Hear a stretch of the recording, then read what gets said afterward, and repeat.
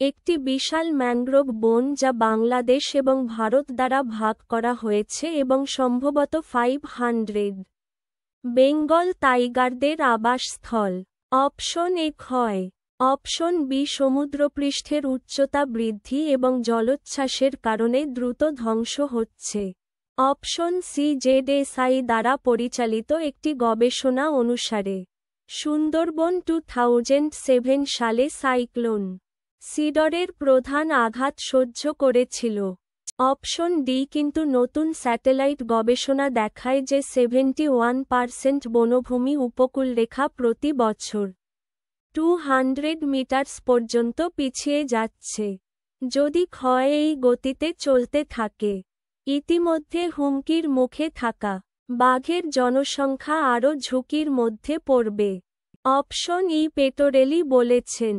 Option F পশ্চাৎপসরণের একটি চলমান হার 50 ইয়ার্সের মধ্যে ম্যানগ্রোভের এই অংশগুলিকে অদৃশ্য করে দেবে।